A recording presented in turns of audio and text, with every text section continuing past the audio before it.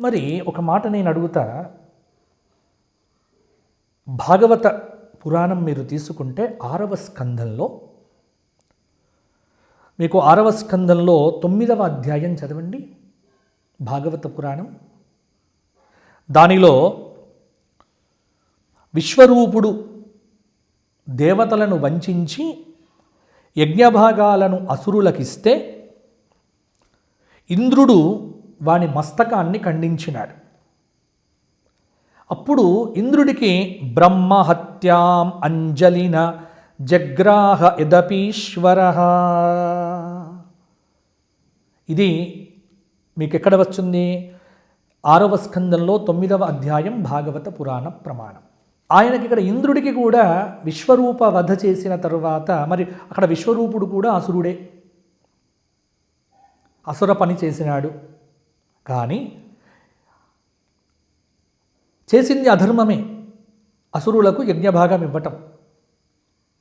కానీ బ్రహ్మహత్యా పాపం మరి ఆయనకి ఎందుకు వచ్చిందండి? ఇంద్రుడికి. ఆ ఇంద్రుడికి బ్రహ్మహత్యా పాపం వస్తేనే కదా ఆయన సంవత్సరాంతే తదగం భూతానాం సవిశుద్ధయే భూమ్యం బుద్రుమయోషిద్ అని ఆయన స్పష్టంగా చక్కగా భూమికి, అలాగే జలములకు, వృక్షానికి, స్త్రీలకు బ్రహ్మహత్యా పాతకాన్ని పంచినట్టు ఇది వేదంలో కూడా ప్రమాణం ఉంది కదా. మరి ఇక్కడ బ్రహ్మహత్య తప్పంటారా? ఇప్పుడు రావణాసురుడు అంతటి దుర్మార్గుడు చంపిన తర్వాత హత్యా దోషం ఏంటి?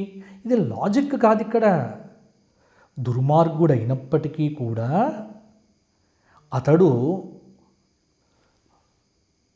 మామూలు వాడు కాదే. ఎంత గొప్పవాడైనా సరే ఒక తప్పు చేస్తే శిక్ష పడుతుంది. వాడు బ్రాహ్మణుడైనా ఇంకొక్కడుడైనా.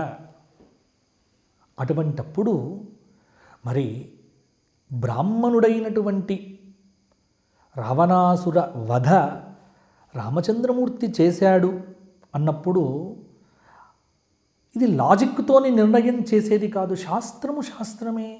ఎందుకు చెప్పారు. మీకు ఇదే భాగవతంలో అశ్వత్థామను చంపాలి అని భీముడు పిడికిటిపోటుతో వస్తూ ఉంటే